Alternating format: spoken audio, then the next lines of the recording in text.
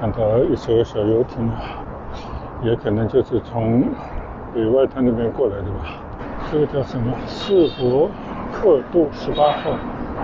这以前大家都觉得这种郁金香是很名贵的花卉啊，那现在你看，随意的种在马路边上。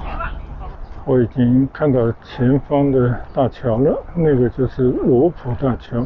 这里我现在要建一个非常专业的，就是让小孩们在那边滑板的地方啊。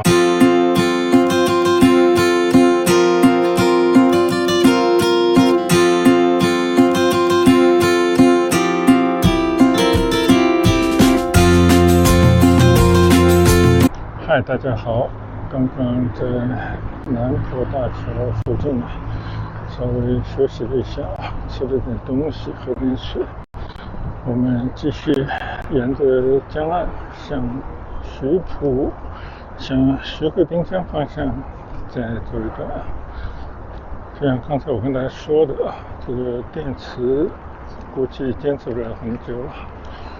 那么我们就在电池用完的地方作为我们今天行走的目的地。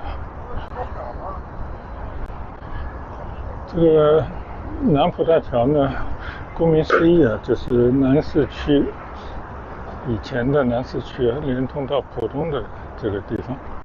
再往前呢，应该就是以前的卢湾区的区域了，也就是江南造船厂旧址，就那边举办世博会的地方。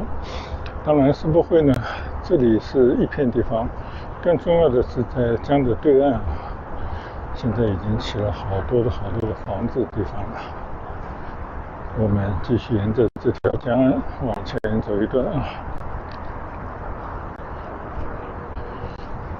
上海的黄浦江呢，远比广州的珠江要宽，但是上面盖的桥梁呢，真的不比广州的少，而且更多的是隧道，就是这个江的两岸通过隧道来连接，可能对于景观也好，方便程度就更好。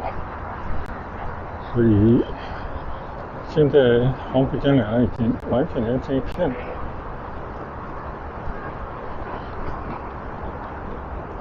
看到一艘小游艇，也可能就是从北外滩那边过来的吧，在这边拐个弯，掉头准备回去。从这边看过去，已经看不到陆家嘴的三件套了，因为黄浦江在这边呢又拐了一个小弯。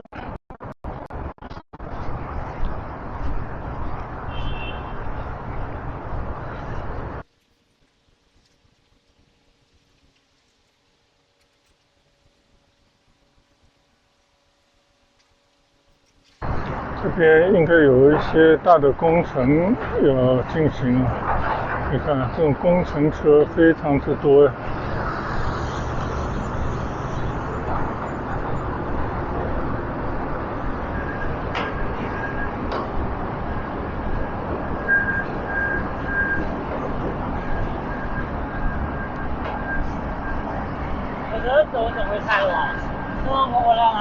这边又有一个轮渡码头啊，我看到很多电单车从这个渡轮下来。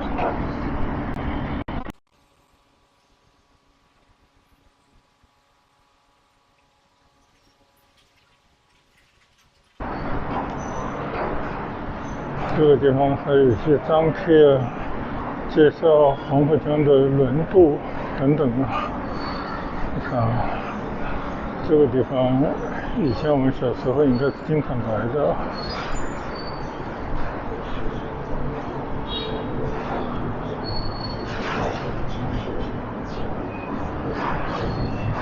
从这边可以看到，这个叫什么？世博克度18号。很多人都是电单车，现在走路的人很少了。大家你看，这是骑着电单车蜂拥而入，也有个别骑着单车的。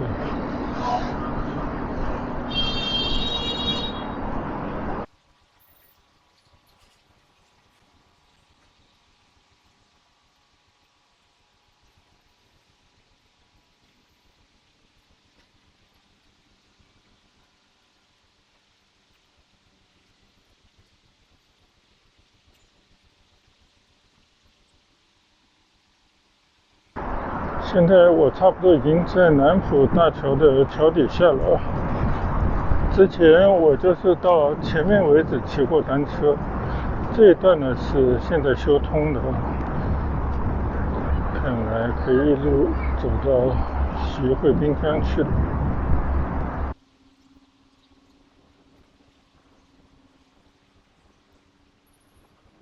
从这边望过去呢，前面有个飞碟状的建筑物，就是奔驰会展中心。当年呢，就是世博会的一个会址啊。这边还保留着一个大烟囱。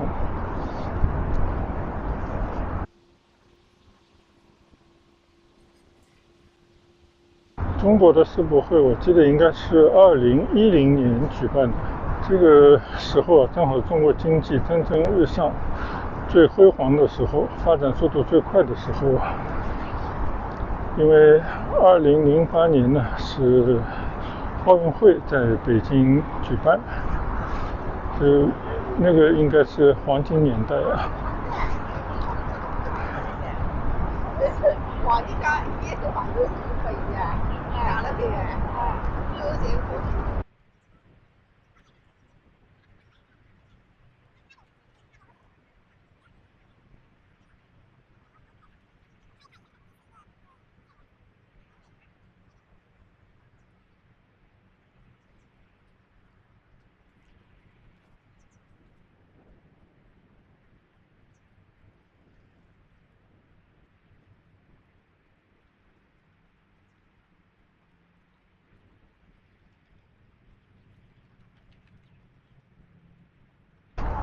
我记得这个右侧这个公园里面啊，是一个体育公园，它是可以在这边骑行的，但是只能在这个里面骑。一会儿是不是越游船？因为货轮中间是什么时候修的？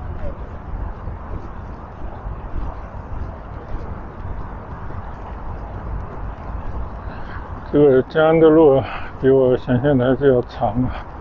走到现在，如果从距离来看，到徐汇滨江的顶头，大概最多也就走了一半左右的路，还差得远。所以今天我们就不要有这样的雄心了，肯定是走不到那边了，因为电池也快用完了。我们还是随意吧。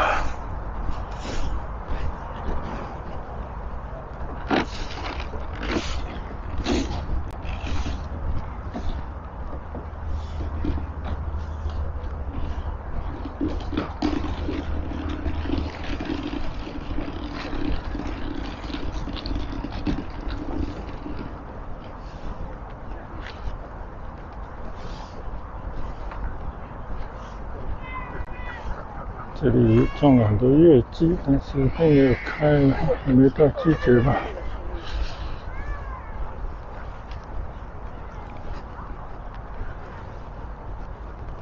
比起以前来呢，上海的这个城市上面啊，现在这些花卉啊，要比以前丰富很多。相信也培育了很多适合本地生长的这种树木、花卉啊。你比方说，像这个右侧这一堆的玉兰花啊，这种紫颜色的，以前是很少的。因为上海的市花是白玉兰，像这种肯定就是改良过或者从哪里引进的，看上去颜色更加鲜艳漂亮。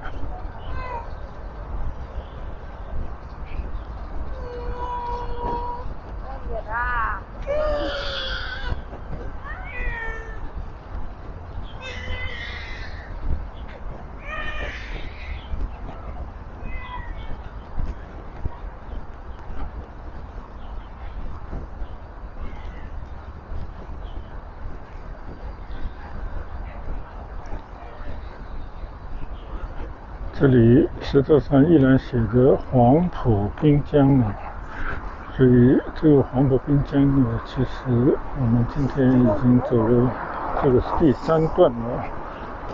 确实黄浦滨江很长啊。我们来看看这个图。现在我们在这个地方要走过卢浦大桥才可以去到徐汇冰箱，那肯定是走不赢的了。不管了，继续往上走一点。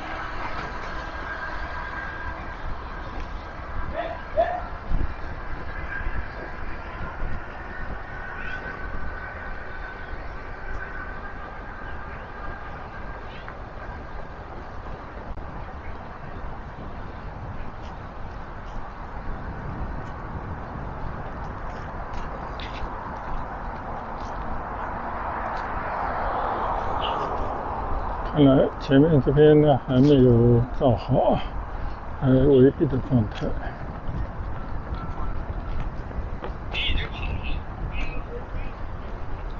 哇！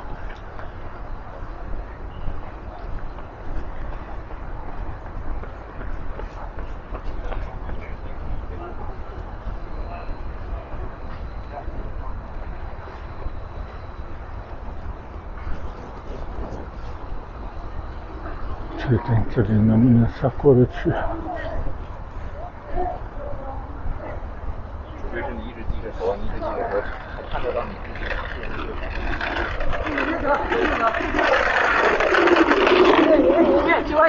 去完。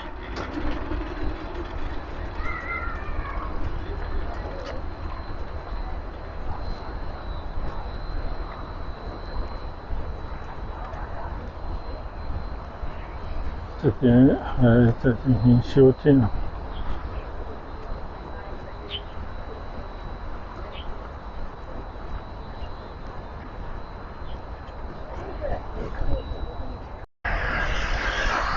这里还有一帮小孩穿着这种旱冰鞋在溜冰。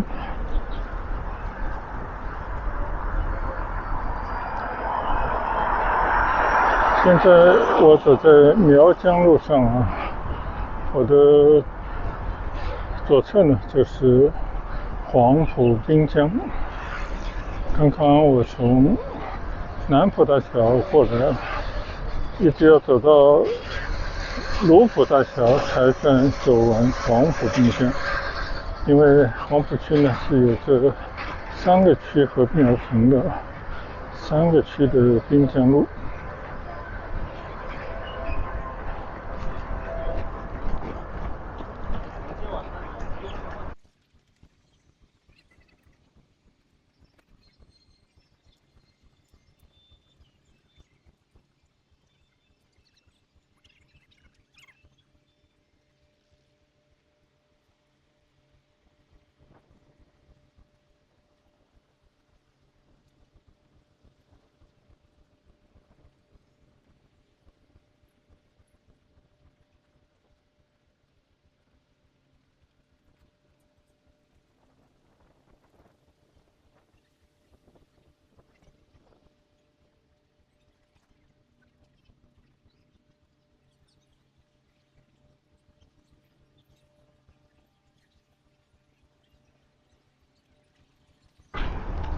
现在你看这些街道空间被打开以后，特别是等到以后左侧这些江岸都被打开以后，就形成非常好的空间，有很大的空间感，又有好的景观就到这边来，无论是闲坐还是跑步、慢走，都是非常惬意的地方。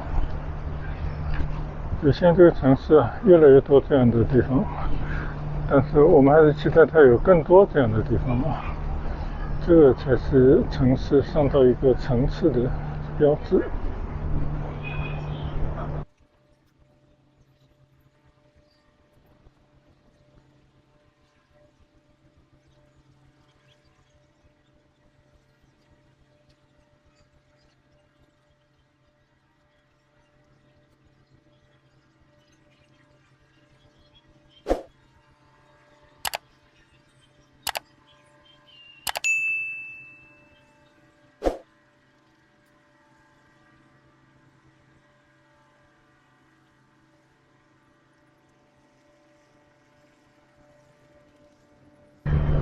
看到这些在江边跑步的人们，我觉得我走路真的不算什么，走路的消耗也是比较小的，跑步那是真功夫。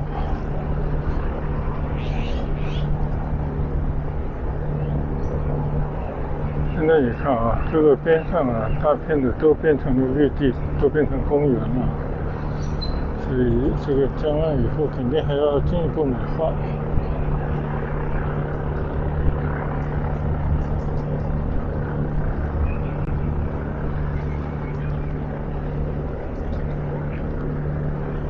哦，这边的郁金香就更多了啊！哇，种那么多郁金香。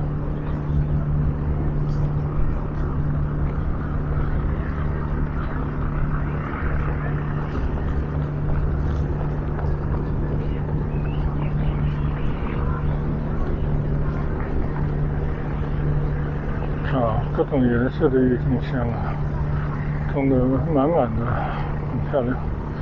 我们也去走一走吧。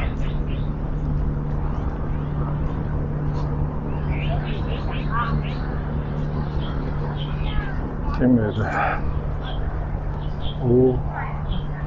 红色的郁金香。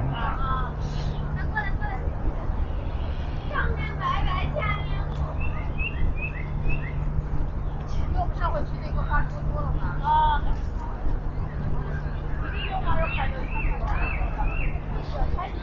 这以前大家都觉得这种郁金香是很名贵的花卉啊，那现在你看，随意的种在马路边上，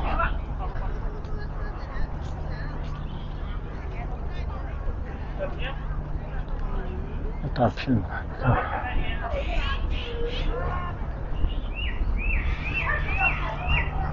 哇，这里真的漂亮，这个金色的郁金香，粉色的，这好多品种啊！这是这边培育的吗？还是专门从国外引进的啊？挺美的。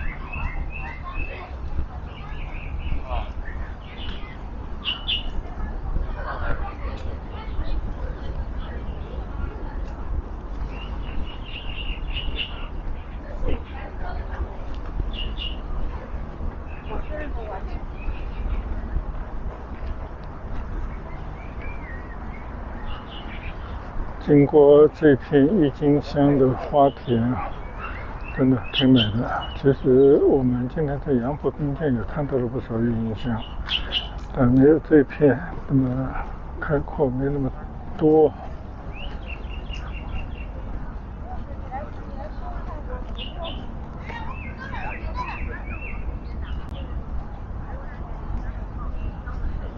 前方这个建筑是上海儿童艺术剧院。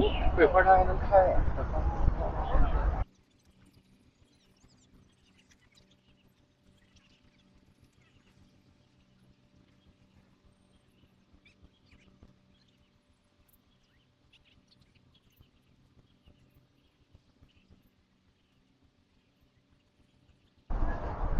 你看啊，从左侧就望出去呢，奔驰的会议中心，后面那个就是中国馆，就当年世博会保留下来的这个中国馆的建筑。完全不能喝。那三脚架就稳了吗？来，我看一下。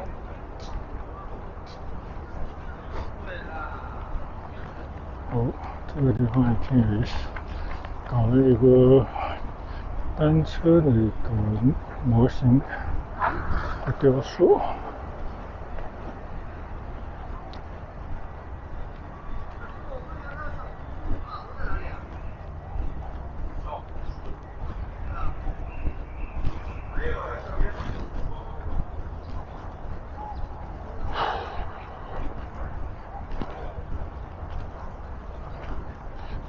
我已经看到前方的大桥了，那个就是罗浦大桥。可是走过去少说也要15-20分钟吧。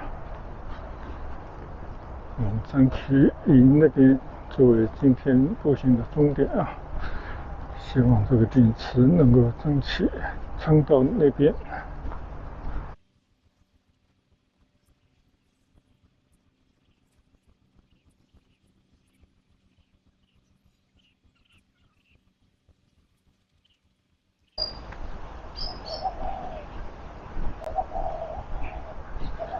又一艘大货轮开过来了。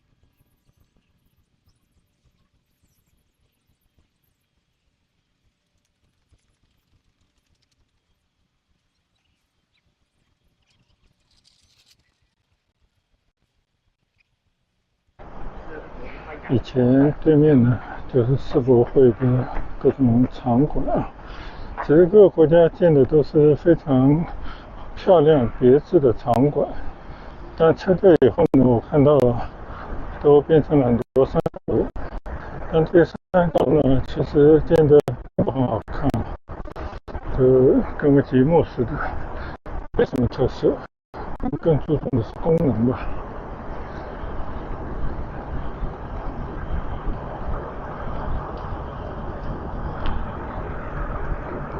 到江岸这边来看看，对面就是奔驰中心，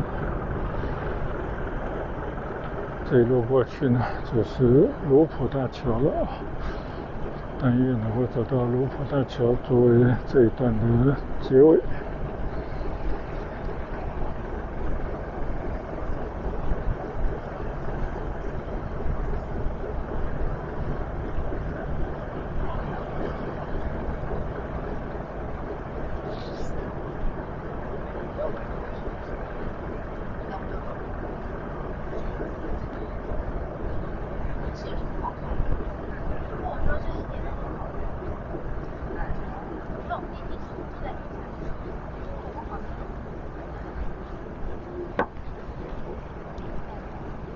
对面应该是一个跑友之家，一个驿站吧。这边跑步人很多，需要有地方给他们补充能量。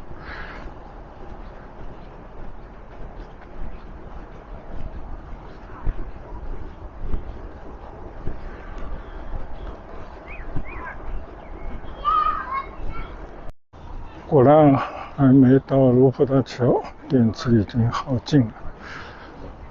然后呢，我还有一块备用电池，那我就装上以后，我们继续往前走，拍到哪算哪了啊。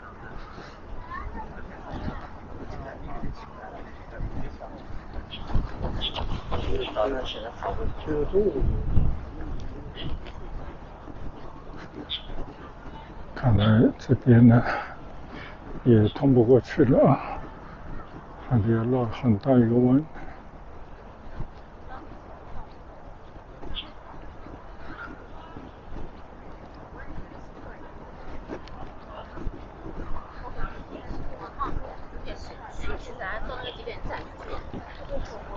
到了这边呢，我就知道以前曾经来过这边，就是像他们一样的骑单车。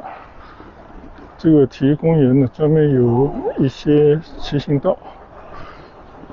现在看到的这个是一艘船，它是一艘好像是南极号，还是去科考的一艘船停在这里。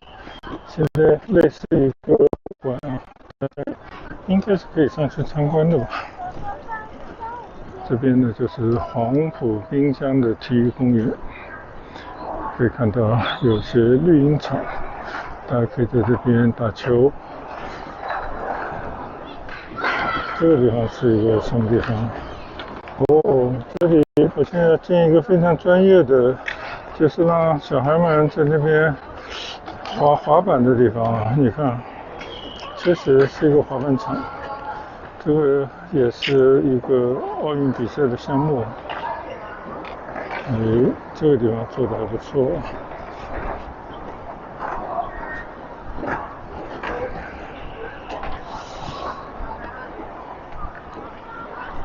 所以像这些国际的时尚的体育项目，就中国现在也慢慢的引进，小孩子也在学，就慢慢的跟外面接轨了。这就是我说的，需要平视，就要知道国外的那些老百姓他们怎么生活的，有哪些可以借鉴过来，他们的时尚、体育，还有他们的这种人生的理念等等，这都是可以借鉴的。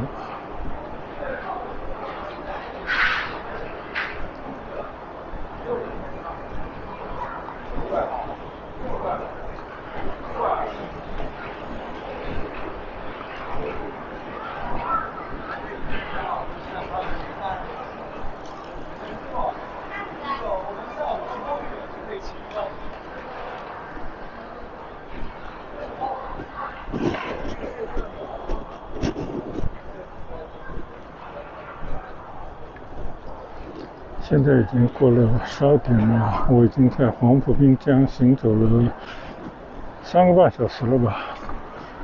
我觉得好像还有精神可以继续再走走，那就看备用电池它的电力到底怎么样啊。我们过去继续往前走。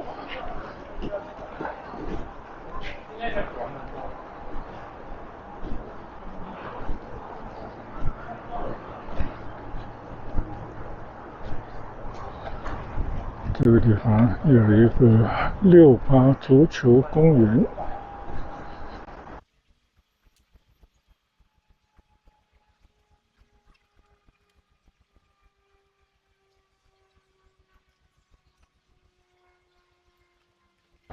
我已经看到左侧这艘大船了，名字叫远望1号，应该就是一个科考船啊。你看这个船虽然锈迹斑斑，但看来是很漂亮的、很大的一艘科考船。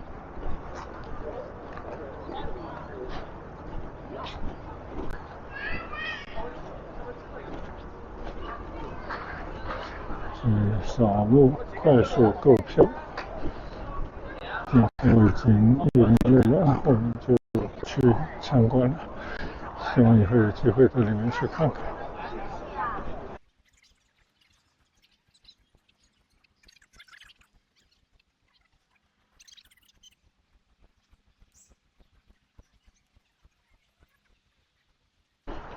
这边有写黄埔滨江3号船坞，原来是江南造船厂旧址。啊，这个大家都应该知道这段历史啊。江南造船厂旧址。我小时候住的地方就在菊门路。菊门路什么概念呢？就是制造局，就是江南造船厂的大门，正对着条马路叫菊门路。现在这条马路还是在的，只是江南造船厂，当然以前叫制造局啊，早就没了。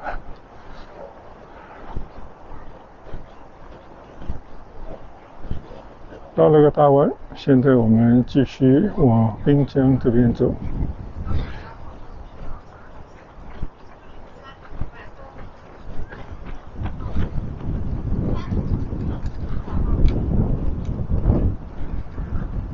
这里有个饮水亭，也有洗手间，我们去利用一下，等一会儿再跟大家分享。刚刚在我右后方的洗手间利用了一下，这个洗手间里面的设施一应俱全啊，而且非常干净，并且有一种香喷喷的感觉。就这些公共的洗手间，我们以前老是觉得比方加拿大也好，美国也好，海边那种洗手间啊，带有一些淋浴设备啊等等，已经非常好了。那其实也就几十年吧，中国的洗手间从不堪到现在，在很多地方已经非常文明了，非常洁净，而且很多设施呢也都有了很好的改善。我觉得这个是一种文明，一种进步。希望以后更多地方，特别是边远地方，也能达到这样的文明程度。